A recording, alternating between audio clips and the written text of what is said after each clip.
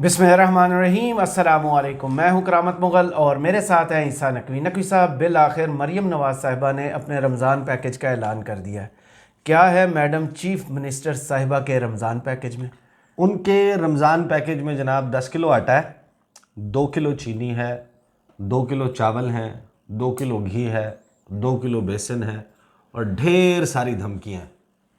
और धमकियाँ तहरीक इंसाफ के नाम पे आवाम को है। मामला जो है वो अब वायरल वीडियोस से धमकियों पर आ चुका है। अच्छा। और आपको अंदाज़ा हो जाएगा कि मैडम चीफ मिनिस्टर साहब का जो दौर है उसकी आगाज़ की झलक ये बता रही है कि जैसे जैसे ये मामला बढ़ेगा।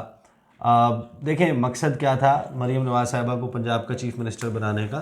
जी। वो ये था, ये मालूम था कि इस मरतबा मरीम को नून लीग चाहती है कि कोई लीड पार्लिमानी रोल दिया जाए और जो घर में सियासत का बंटवारा होना है उसमें पार्टी की जो क़यादत है वो मुंतकिल कर दी जाए मरीम साहिबा पे। एक बात आपको समझ आ गई है, आगाज़ में इस देग के चावलों का एक चम्मच चखने के बाद या एक दाना चखने के बाद कि मरीम नवाज साहिबा, आई हैव सीरियस डाउट्स कि जिस पॉलिसी पे वो गामजन हैं वो अपनी पार्टी के स्फेयर से, जो हार्ड कोर उनकी पार्टी का वर्कर है, उससे बाहर निकलकर अवामी पजीराई की तरफ जा सकती है। उसकी वजह यह है कि आपको सॉफ्ट स्पोकन होने के साथ साथ अपना एक हम्बलनेस, ह्यूमिलिटी, आपको एक आजिज़ी, इनकसारी शो करनी होती है।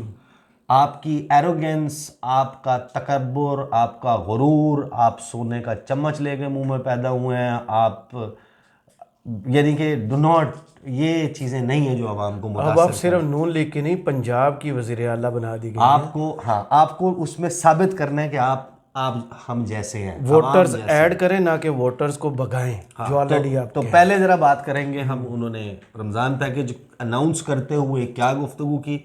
फिर आपसे मैंने सुना है कुछ नई वायरल वीडियोस का, तो उसके ऊपर फिर हम करेंगे बाद में बात। श्योर। अलबत्ता वो जो शेर अफजल मरवत ने मेरे प्रोग्राम में कहा था ना कि ये जो आटों की तस्वीरों पर अपने वालिद मोहतरम की तस्वीरें लगवा रही हैं तो ये खाने से लोगों का रोज़ा आराम हो जाएगा। मैं हंस पड़ा, मैंने कहा ये क्या बात कर रहे हैं आप। उन्होंने कहा रियासत पाकिस्तान का पैसा है।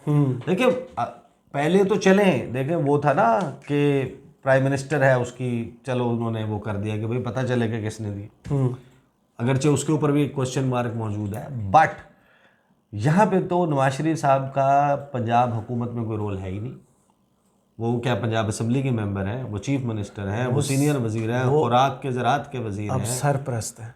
जो कुछ भी हैं। वो जो निगहबान आटे के ऊपर 10 रुपए की भी अगर एक वो लगी हो, हाँ, प्रिंटिंग के ऊपर उनकी तस्वीर वाला हिस्सा 10 रुपए उसके ऊपर खर्चा आया हो, तो 60 लाख जो है का पैकेज है, तो 60 लाख गट्टू जो हैं उनके ऊपर आपने मियाँ साहब की तस्वीर छापी, तो 60 लाख को आप ज़रब दें 10 से तो 6 करोड़ रुपए बनता है सीधा सीधा। तो वो तो उन्होंने बेचारों का इश्तिहार भी छाप दिया था कि वो वज़ीर आज़म बने, उस पर उन्होंने करोड़ों रुपए लगा वो तो दिए उन्होंने थे। अपने लगाए थे ना। हाँ, अपने नहीं लगाए थे, मेरे पास खबर है, लेकिन आपने देने नहीं देना। वो खबर किसी और ने पे की है, इसहाक डार साहब के थ्रू आए थे, लेकिन किसी और शख्सियत ने पे की है मीडिया को। चलें, बहरहाल जिसने भी कहते हैं, ये सुना है बड़ी हैवी कैंपेन थी। अच्छा, लेकिन ज़्यादा हैवी पीपल्स पार्टी की थी। हाँ, लेकिन उनके पीछे स्पॉन्सर बहुत ही बड़ा था। अच्छा, चलें, बहरहाल तो मरीम नवाज साहब, अच्छा दिलचस्प बात यह है कि उन्होंने अपना रमज़ान पैकेज अनाउंस करने से पहले ना एक बात की। उन्होंने कहा कि सियासी बातें होती रहती हैं, आज मैं कोई सियासी सवाल नहीं लूँगी। अच्छा, सारे सवाल सियासी लिए, सारे जवाब सियासी दिए। तो प्रेस कॉन्फ्रेंस क्या ईदी होम पे थी, तो एक वो सियासी लीडर है। तो वो जनाब उन्होंने जो अपना ओपनिंग थे ना, ओपनिंग में उन्होंने 4-5 बातें मेन जो उन्होंने की वो मैं आपको ऑपरेशनल पार्ट बता देता हूँ। उन्होंने कहा कि 26 तारीख को चीफ मिनिस्टर बनेंगी थी, तो पहली तकरीर में कुछ वादे किए थे, वादों की तकमील का आगाज़ हुआ चाहता है। अभी हल्फ लिए हुए सिर्फ 9 दिन हुए हैं। एक अच्छा रिलीफ, रमज़ान रिलीफ पैकेज देने जा रहे हैं। कतारों में लगे लोग देखकर अफसोस होता था। फैसला किया कि लोगों को उनकी दहलीज पर सामान मुहैया किया जाए। वाह, ये आई थिंक ये बहुत अच्छा वो जी, है, बहुत अच्छी बात। अच्छा फैसला है, सवाए इसके कि लोग कतारों में लगे किसकी वजह से है। ये सवाल अगर खोज लें, हाँ, चाचा से पूछ लें। हाँ, पंजाब में हुक्मरानी आपने कितने अरसे की है? जवाब दे दें ज़रा इस बात का। चले आप कहें कि बुजदार वाला दौर निकाल दें, परवेज लाई वाला निकाल दें, बाकी तो सारा आपका रहा है। आपका रहा इक़्तिदार। आपने तो मुगलों से भी ज्यादा हुकूमत इधर की है पंजाब पे। तो पंजाब जो है, पंजाब में जो लोग कतारों में लगे हुए देख के आपको अफसोस होता था। माशाल्लाह से ये आप ही की कारकर्दगी है जिसके ऊपर लोग कतारों में पहुंचे। 30-35 जाने गई थी जो कुछ हुआ था पिछले साल। मैं उसके अलावा भी हूँ, मैं तो साल हर साल की उसके ऊपर बता रहा हूँ उनको भिखारी बना दिया। लोगों को कतारों में लगाने वाला कौन है? बहरहाल आपका दिल इसके ऊपर मलूल था, आपको अफसोस था, आपने फैसला किया, फैसला अच्छा है क्या आप अगर ये करें, लेकिन इसके इम्प्लीमेंटेशन में प्रॉब्लम्स आएंगे। आई थिंक कि वो उनको भी इदराक होगा। बट ओवरऑल मैं यानी कि भाई वो ना ये रमज़ान पैकेज का अनाउंस करते आपने क्या कर लेना था? मैंने क्या करना था? नहीं, आपने, पंजाब के लोगों ने या किसी और ने क्या कर लेना था? कुछ भी नहीं। ये ठीक है, ये बेहतर है रमज़ान पैकेज, उससे मैं देखिए हुकूमतें जितना भी डिलीवर करें ना आवाम को वो बेहतरीन है, चाहे नून हो, पीपल्स पार्टी हो, पीटीआई, या लोगों को देना चाहिए लोगों को। अच्छा, लेकिन टैक्स का ही पैसा है जो वापस आता है। लेकिन हाँ, लेकिन इसमें दो प्रॉब्लम्स हैं। एक ये कि ये लोगों के पैसों से आप लोगों को दे रहे हैं जी, तो इसमें आपकी ज़ाती तशहीर और ये कहानियाँ, निगहबान, नवाज शरीफ, वो तस्वीर, ठीक है चले आपकी अपनी एफिलिएशन होगी, अपने खर्चे से करें ना भाई। निगहबान का मतलब क्या है? भाई वो जो फ्लैट है वो किराए पे चढ़ा दे। मियाँ साहब तो इधर आ गए, भाइयों को कहीं और शिफ्ट हो, भाई भी आने की तैयारियों में है उनको उसको किराए पे चढ़ा दे, उससे जो पैसा आए उसको अपने करें ये सारे काम। तो उनके भाई टेंट लगा ले, सवाब भी ज़्यादा होगा, सवाब भी ज़्यादा होगा। इससे बेहतरीन तरीका ये मशवरा दे रहा हूँ ना। अच्छा, आगे सुन लेना, फिर तरीका निकाल लेंगे ना। अच्छा, उन्होंने कहा कि इसका नाम जो है वो रमज़ान निगहबान पैकेज रखा गया है। तमाम सूबाई महकमे, ज़िला इंतज़ामिया मिलकर ये जो है वो मुश्किल काम सर अंजाम देंगे। 6 मिलियन से ज़ायद हैम्पर्स हैं, 6 मिलियन फैमिलीज़ को ये दिए जाएंगे। तकरीबन 3.5 करोड़ अफराद जो हैं उनको ये पैकेज मिलने जा रहा है। डाटा का मसला है, अभी नादरा और BISP के डाटा को सामने रखा गया है और उसकी सिफ्टिंग करके उसमें ज़ाहिर है कि कुछ गलतियाँ भी हैं, लेकिन अभी यही डाटा अवेलेबल है। फ़ौरन बाद 12.5 करोड़ लोगों के डाटा पर काम करेंगे। आने वाली हुकूमतों को भी इस डाटा से फ़ायदा होगा। इसके अलावा उन्होंने इसके ऊपर लंबी चौड़ी गुफ्तगू की, लेकिन असल में बेसिकली लुब्बे लुबाब ये है कि मैं ज़ाती तौर पे देखें जो कर रहे हैं ये तो इनफ ठीक है, जो ये अच्छी बात है कर रहे हैं, बट जो ख़त गुरबत से नीचे पाकिस्तान में लोग हैं ना, उनकी तादाद आप दुरुस्त कर लें। और जो ख़ास तौर पर ये गुज़श्ता 2 साल में जो गुरबत की लकीर से नीचे चले गए हैं लोग, जो बिजली के बिलों, गैस के बिलों, महंगाई, बेरोज़गारी, गुरबत, इस सारे मामले पे जो लोग चले गए हैं, उनमें जो आपका रमज़ान पैकेज है ना, ये इससे ज़्यादा लोगों के लिए होना चाहिए था। ये खैर उनको भी एहसास है, जाहिर है कि मुझे होगा। चले आटे से तो हो सकता है 10-15 दिन निकल जाएं छोटी फैमिलीज़ के। 2 किलो घी से कितने दिन निकलेंगे? 2 किलो चावल से कितने दिन निकलेंगे? 2 किलो चीनी से रमज़ान में कितने दिन आप निकाल सकते हैं? देखें करामत मुगल साहब, मैं आपको एक बात बताऊं, पूरी दुनिया में कहीं पर भी स्पून फीड तो कोई हुकूमत बिल्कुल ऐसे ही है। लोगों को काम खुद करना पड़ता है। मसला ये है कि आपका जो बुनियादी काम है, खैर ये एक लंबी डिबेट हो जाएगी, बट यानी कि जितना भी हो रहा है इसके ऊपर यार मैं कह रहा हूँ ना कि आप शुक्र मना लें। आगे मामला संगीन है, आगे जो सवाल जवाब में गुफ्तगू हुई है ना जी, वहाँ पे मामला ख़राब होता है कि मरीम नवाज साहिबा के जो तेवर हैं वो कुछ अच्छे नहीं हैं और आवाम को धमकी है। सही तहरीक इंसाफ नहीं है, तहरीक इंसाफ का तो सिर्फ नाम है। देखें जो सूरत हाल है उसमें मरीम साहिबा जो है उनको भी पता है कि चीज़ें तो कंट्रोल होंगी नहीं। अभी एक तो ये क्वेश्चन आएगा ना कि जब ये इसको तकसीम करने लगेंगे, मैडम साहिबा ने तो ये कह दिया था कि जिन्होंने मुझे वोट नहीं भी दिया उनके लिए भी होगा Ramzan package, as if it was your choice. ठीक है, बिल्कुल ऐसे ही है। लेकिन अब जब इसकी तकसीम होगी उन्हीं आरओज़ के जरिए जिनके जरिए वोट इकट्ठे किए गए और उन्हीं प्रिजाइडिंग ऑफिसर्स के जरिए, तो मेहरबानी करें इसके ऊपर ज़रा गौर रखें कि उसमें जो लोग हैं उनकी ज़रूरत को मद्देनज़र रखते हुए सीट एडजस्टमेंट वालों को नहीं तकसीम किया जाए। ये ना देखा जाए कि कौन आपका वोटर था। आई होप कि that would not happen. But फिर आता है सवाल जवाब का सिलसिला। जी, सवाल होता है मरीम साहिबा से कि अच्छा, सवाल भी माशाल्लाह अब आप एक चीज़ देखेंगे, मरियम औरंगज़ेब, अज़मा बुखारी, इन लोगों ने पूरा वहाँ पे मीडिया को ऐसा बेहतरीन मैनेज करना है ना, और क्या माशाल्लाह सवाल आएंगे, और सारे सवाल ऐसे ही थे जी। यानी कि ऐसा लगता था कि जैसे वो दरबार में खड़े होकर पहले कसीदा गो नहीं होता, वो कोई आपके बारे में कसीदा गोई करता जैसे है, अब बच्चे को क्रिकेट खिलाते हैं तो ऐसे बाल फुल फेंकते और टॉस, वो फुल टॉस। उन्होंने कहा कि आप ये प्रोग्राम लेकर आई हैं, एक सहाफ़ी ने कहा इस मुल्क में जो कुछ नहीं करता उसे तो कुछ नहीं कहा जाता, मगर जो अवाम के लिए मंसूबे लाते हैं बाद में उन्हें ही रगड़ दिया जाता है। तो आप इसके लिए ज़हनी तौर पे तैयार हैं, यानी आप जो इतना बड़ा कार्य खैर करने जा रही हैं अभी 10वां दिन है। तो इसके ऊपर आप तैयार हैं? तो मरियम साहिबा का देखें, जब किसी भी सवाल के जवाब में जो शुरू में एक बंदा जवाब देते हुए ये कहते हैं ना कि आपने बड़ा अच्छा पॉइंट उठाया, तो ये बेइज्जती होती है तो वैसे वो जर्नलिस्ट बेसिकली की। सहाफ़ी के लिए जो है ना वो एक थप्पड़ होता है। शर्म करने वाली बात है कि आपकी जो बात है उसकी बहुत ज़बरदस्त किस्म की एंडोर्समेंट आ रही हो। कहती हैं देखें, ये आपने बहुत इंपॉर्टेंट पॉइंट कहा है, सिर्फ इस डर से कि कोई इल्ज़ामात लगाएगा कि बहुत जो इस वक्त अपोजिशन में जो लोग बैठे हैं, मुझे पता है कि वो एक गम की हालत में है और उनकी जहनी हालत ठीक नहीं है, हर चीज़ पर वो तनकीद करेंगे, लेकिन मेरा काम जो है ना वो तनकीद से डर के या तनकीद के खौफ से, मेरी असल ज़िम्मेदारी है जो 12.5 करोड़ अवाम है पंजाब की, अल्लाह ताला ने वो ज़िम्मेदारी दी है, पंजाब के अवाम ने मुझे वो ज़िम्मेदारी दी है, मैंने वो निभानी है। तनकीद के डर से अगर मैं वो काम छोड़ दूँ तो ये बहुत गलत बात है, मुझे बिल्कुल परवाह नहीं है, तनकीद करने वालों का काम तनकीद है। अच्छा, उनकी तनकीद पता है क्या है? अभी तो शुरू ही नहीं हुई। उनकी तनकीद ये है कि आपको महर शराफत ने हरा दिया था। आप के उनके कहते हैं कि हमारे पास है फॉर्म 45 जी। जो बताते हैं कि महर शराफत जीत गया था, आप हार गई थी, और तहरीक इंसाफ के पूरे पंजाब के हवाले से फॉर्म 45 का क्लेम है। तो मैडम चीफ मिनिस्टर वो जो तनकीद कर रहे हैं, मीडिया का भी मुंह बंद करें, उनका भी मुंह बंद करें, मुंह पे मारे उनके फॉर्म 45 आपके पास भी आपके पास भी है ना। अब ये तो ना हमें बताएं कि आपके पोलिंग एजेंट्स मौजूद नहीं थे, अगर उनको भी एक एक को 9 बनाया गया हो तो हर उसको नहीं देखें, आप दिखाएं, फॉरेंसिक करवाएं, एक अपने हल्के का टेस्ट केस कर देना। सही। देखें, आप ये इस आर्ग्यूमेंट की आड़ में छुपना कि देखें ना वो फोरम्स हैं, फोरम्स पे जाएं, फलाने पे जाएं, यहाँ पर क्वेश्चन है आपकी क्रेडिबिलिटी का, यहाँ पे क्वेश्चन है आपकी साख का, यहाँ पे क्वेश्चन है आपके हक के हुक्मरानी का, यहाँ सवाल है कि आपके पास इस वक्त अवाम का मैंडेट है कि नहीं।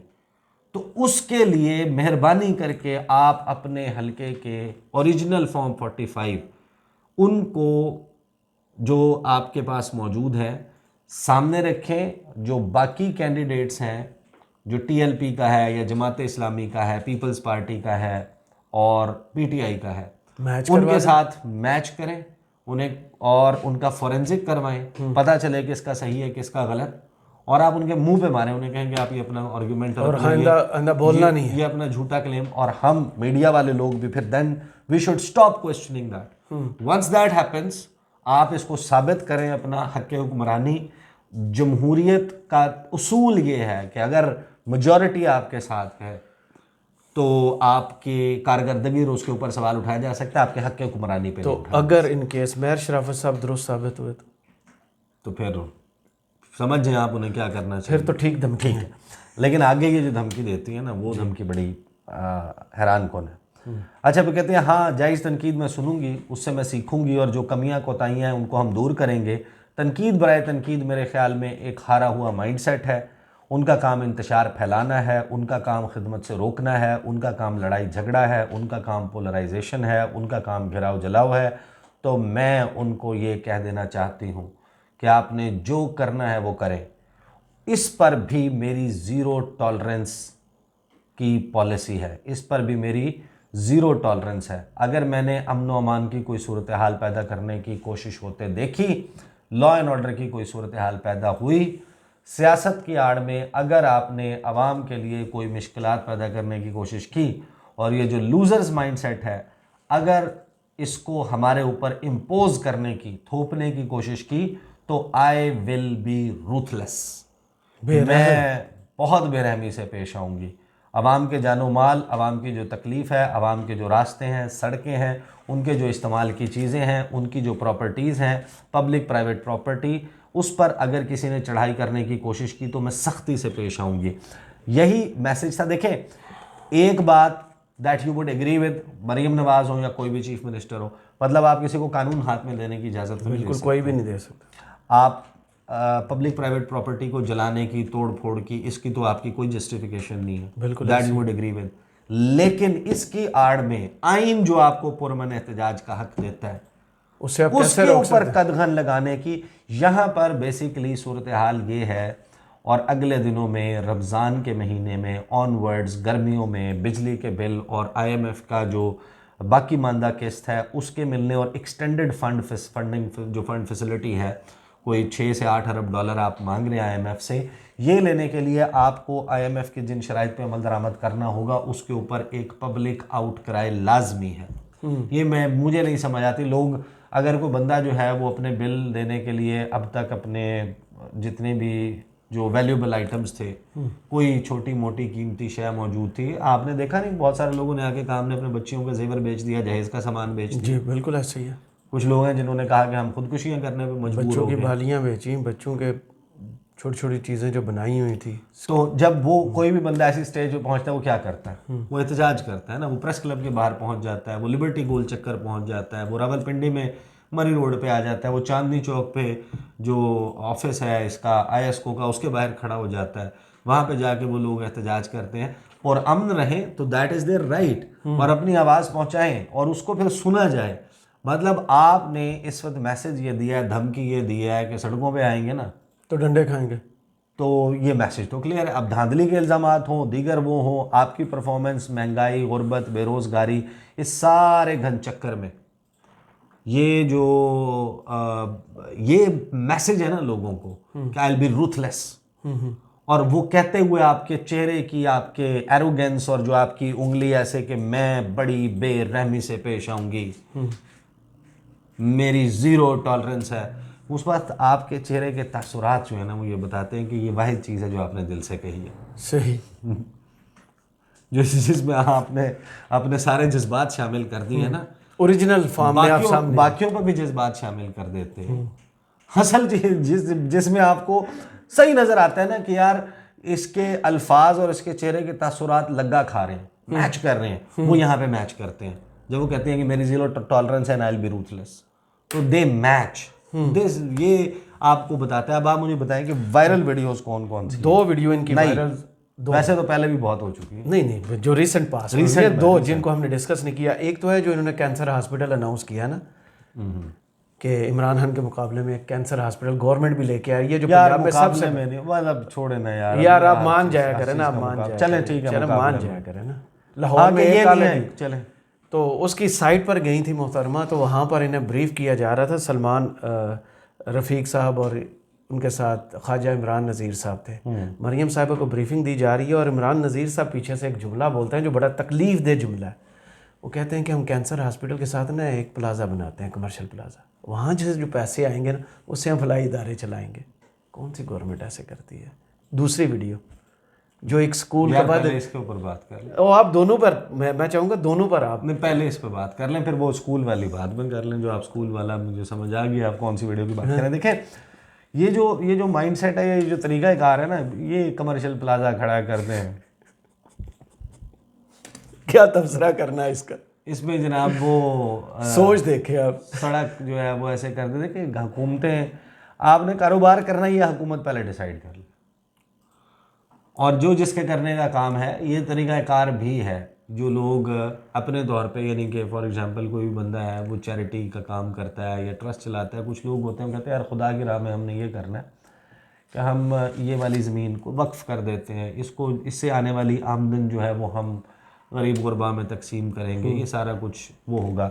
तो ये एक तो चीज़। हॉस्पिटल के बाहर आपने एक सायरन, हर हॉस्पिटल के बाद वो बोर्ड जो लगा तो देखा, हॉर्न बजाना मना है, कमर्शियल एक्टिविटी हॉस्पिटल के साथ। तो कमर्शियल प्लाजा वहाँ पे आएंगी गाड़ियाँ, वहाँ पे जनाब वो होगा, कैसे पॉसिबल, वो सारा कुछ होगा। अच्छा, दूसरी वीडियो है। देखें, हाँ, दूसरी एक चीज़ मैं आपको पॉइंट आउट कर दूँ। देखें, दुनिया भर में पाकिस्तान, मैं वीडियो की ड्यूरेशन भी ज़्यादा हो जाएगी, लेकिन मैं आपको क्विकली एक बात बता दूं और इस पे हम अलग से कभी बात करेंगे। ये पाकिस्तान के जो आपने देखा ना कि इंटरनेट के ये जो हस्पताल के अंदर फार्मेसी बनी हुई होती है, डॉक्टर आपको लिख के देता है एक ऐसी दवा, चाहे वो सरकारी है या वो जो सिर्फ उसी की फार्मेसी के ऊपर अवेलेबल होती है, और उसका उसमें कमीशन होता है। हाँ, जो लैब टेस्ट लिख के देते हैं वो बाकायदा उसी ये पूरी दुनिया में क्या ऐसा होता है? नहीं। क्या जो डायग्नोसिस करने वाला है, दवाई को प्रेस्क्राइब करने वाला भी वो होता है? नहीं होता, डिफरेंट लोग होते हैं। फार्मासिस्ट का एक काम होता है, एक का डायग्नोसिस काम होता है। ये जो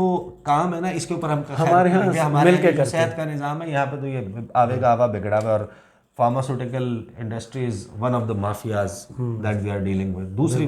दूसरी वीडियो है, वो भी मैं अब कहूँगा, आप कहेंगे इमरान खान के मुकाबले में, तो आप एतराज़ करेंगे। इमरान खान की क्यों एतराज़ करूँगा? माजी में एक वीडियो आई थी जिसमें वो एक स्कूल में गए थे ना बच्चों के, तो वहाँ उन्होंने जाते ही कहा कि क्या पढ़ रहे हैं? उन्होंने कहा ज्योग्राफी। अच्छा, उन्होंने किताब देखी है, ज़लज़ले के बारे में पढ़ रहे हैं, ये जो प्लेट्स ऊपर नीचे होती हैं तो ज़लज़ला आता है। तो बच्चे उन्होंने ब्रीफ किया इमरान खान को, हाँ हम ये पढ़ रहे हैं। यहाँ मोहतरमा जब क्लासरूम वादत रोड का एक स्कूल था, वहाँ अचानक दौरे में पहले कैमरे लगे हुए थे। वहाँ जब क्लासरूम में गई हैं तो जाते ही क्या पढ़ रही हैं, वो आगे से बच्ची पार्ट्स ऑफ स्पीच का नाम लेती है, कंजक्शन, कहती है अच्छा ज्योग्राफी पढ़ रही हैं। तो मेरी हंसी निकल गई भाई। यार वो सामने जो किताब वो फरोल रही थी उसके बाहर ज्योग्राफी, यार आपने जस्टिफाई ज़रूर करना है। बच्ची का जवाब सुने आप, क्या पढ़ रही हैं? उन्होंने कहा जी कंजक्शन। अच्छा, ज्योग्राफी पढ़ रही हैं। अब आप जस्टिफाई कर लें। नहीं, कोई जस्टिफिकेशन नहीं है ये तो, यानी कि इसके ऊपर तबसरा मैं क्या करूं, लोगों ने इतने मीम्स बना दिए, इतने तबसरे कर दिए, सब कुछ कर दिया, बट वो एक चीज़ नोट करने वाली है कि बहरहाल उन्होंने किताब देखी थी, वो शायद प्री डिटर्मिन्ड माइंडसेट के साथ आई थी। एक चीज़ अपने जहन में रखें जी, वो जो कैमरों की तादाद है और वो सब कुछ है, मेरा ख्याल है कि वो पहले RCB करती हैं। अच्छा, शायद मुझे लगता है कि वो एक मरतबा उसकी टेक भी, जिस तरह होता है ना, आपको हम जब PTC करने जाते हैं, पीस टू कैमरा जिसको आप रिकॉर्ड करते हैं पैकेज के लिए, हम अचानक दौरे पर नहीं जाते। सुने ना, जब हम जाते हैं, जब पार्लियामेंट के बाहर आपने देखा रिपोर्टर, जी बिल्कुल, ये आप सब लोगों के लिए भी है कि जो आप देख रहे होते हैं ना, वो एक नहीं होती। रिपोर्टर हमेशा 2-3 सेम लाइंस जो हैं टेक्स लेते हैं, वो 2-3 टेक्स की, अगर एक में कोई ऑडियो का इशू आ गया, एक में कोई जंप आ गया, एक में पीछे कोई हरकत हो गई, चीज़ हो गई, तो बंदे के पास ऑप्शन हो, वो दूसरी लगा दे, दूसरी तो तीसरी। वो जो 3-2-1 की आवाज़ आई थी ना, कैमरामैन गवर्नर हाउस में बता रहा है कि 3-2-1 चले, तो मेरा ख्याल है कि ये जो 3-2-1 के बाद इतनी प्लानिंग होने के बाद भी अगर ये कंजक्शन और ज्योग्राफी का मसला आएगा तो मरियम साहब इसमें एक लाइन का तबसरा है कि क्या ही भला हो और अच्छा हो कि लोग आपके वीडियोस शेयर करें कि आप ये काम कर रहे हैं, बजाय इसके कि मुस्लिम लीग नून आपके काम शेयर करें। हाँ, और एक चीज़ और कि जिसमें देखें, वो जो मरियम नवाज साहिबा का है, बहरहाल MA इंग्लिश है, उन्होंने आपको पता है कि ना यॉनर फिर बात लंबी हो जाएगी, चलेंगे बाद में, फिर बाद में रखेंगे। बहरहाल ये है जनाब मरियम साहिबा की नई वायरल वीडियोज़ और रमज़ान पैकेज। बहुत शुक्रिया ईसा नकवी, आपके तजिए का कमेंट्स बॉक्स में ज़रूर बताइए। वीडियो आपको कैसी लगी? इजाज़त दीजिए, अल्लाह हाफ़िज़।